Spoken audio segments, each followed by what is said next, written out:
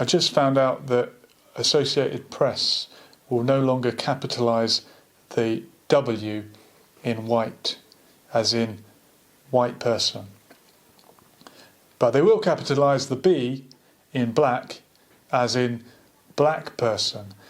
And this, of course, is all because of what happened with the George Floyd incident, murder, killing, and all the backlash that has happened since then. I'm not sure how this helps anyone.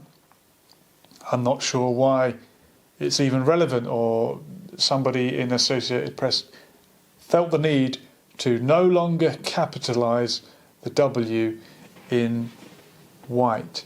Now, we capitalise the B in black because it refers to the black race, and that's a proper noun.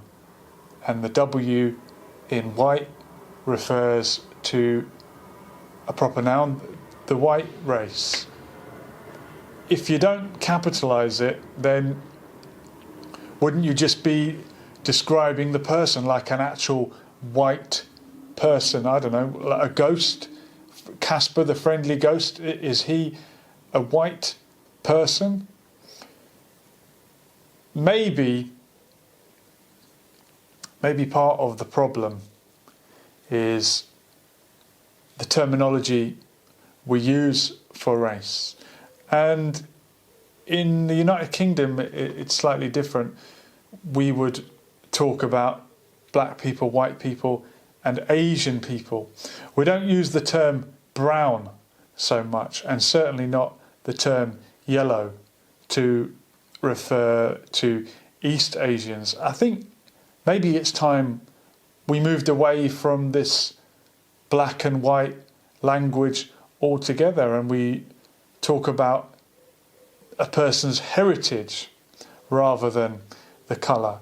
And to an extent that happened in America when people started talking about African American rather than black. But some people don't like that. Some people have a sort of a knee-jerk reaction and say, well, I'm nothing to do with Africa. I've never been to Africa. There's nothing African about me.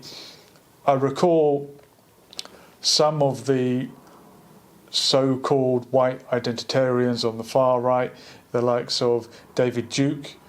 He would refer to himself as a European American rather than using the term white.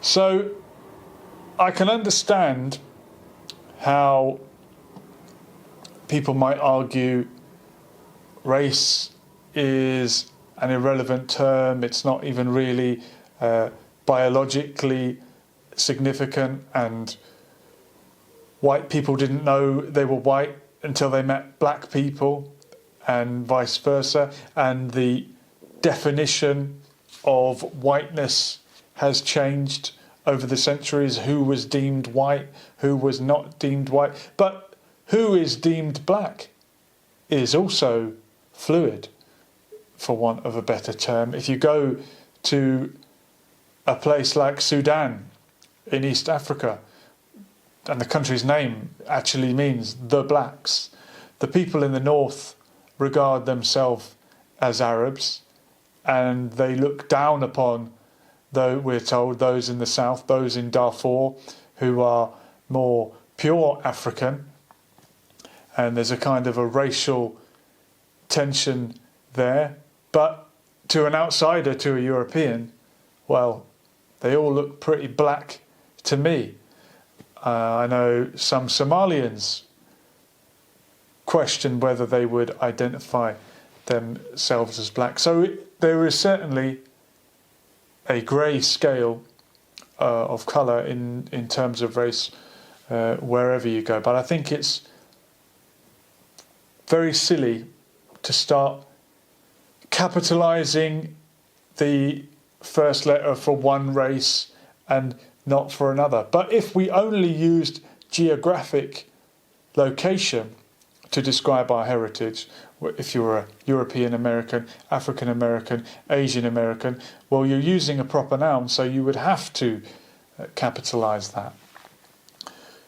But the thought does occur to me, we don't capitalise things like ginger. If someone's got ginger hair, they're not. You can be a ginger person or a blonde person, and we don't capitalise the first letter of the hair colour. So maybe we don't need to capitalise the first letter when describing our race or describing our colour. But that's the question: are we describing the race or are we describing the colour? And because race has become synonymous with colour, the two have got conflated. But really, race and heritage and ethnicity are about so much more than just your colour. You could be a very fair-skinned, blue-eyed person from Afghanistan, and you probably wouldn't be considered white.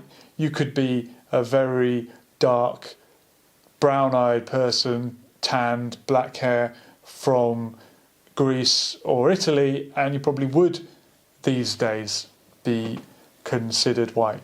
So maybe the racial categories that we have at the moment are too restrictive, and we need to move forward with more accurate ways of describing who we are. Or maybe we all just need to get to know each other as people and then understand that our identities are multi-layered and all our ethnicities and racial heritage will be at some point mixed. So let me know in the comments, how do you describe your ethnic background, your heritage, and do you use a capital B for black or a capital W for white?